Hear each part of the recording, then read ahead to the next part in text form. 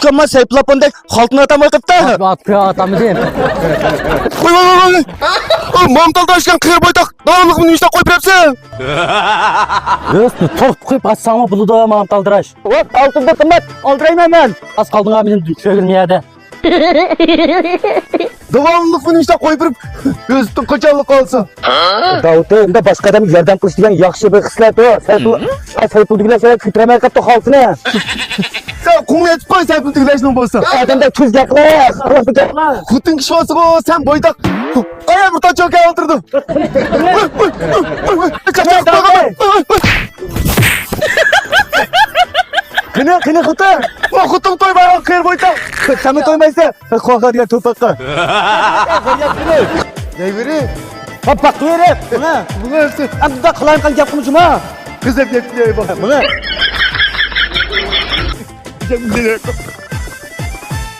Avatnaya Yipek Üniversitesi Hastanesi tarmağıdaki Çağrıbağ Seyligayımız Nentuşan kartısı hamkarlaşkan dükkan bulup bu Nentuşan kartısı var xaridalarımız bizning Seyligayımız kelib tamoq iste'mol qilsa asli bahası 109 koylik dapanji 59 koy. Asli bahası 109 koylik bizning kavochi tamlik baliqimizmi o'xshashlam 59 koy.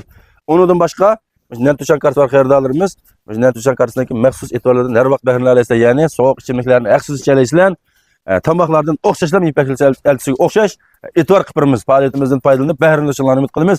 Bizga bir tal yurakni besitib, bizni g'anju qilib, mushu filmni chamberga yo'llab qo'yib, andan keyin 2 soat keyin kelgan xaridorlarimizni o'xshashlam mushu faoliyatimizdan, mushu alayid baliq saylardan bahramlanaydi. Biz 2025-yillik Nentuşan kartasiga hamkorlash do'kon qabul qilishni boshladik. Jami qabul qilingan do'kon 5 dan 10 gacha bo'ldi. Mushu hamkorlashni o'ylagan tijoratchi korxonadoshlar vaqtida biz bilan aloqalashib, hamkorlashishimizga qo'shilishingizga qizg'in qarshi olamiz. Biz Avatnaya yaxshi do'st Jigit do'stlar tanlab bazarimizni Avatnayasining 8 yezining hammasiga deylisini birishni boshlab etdik.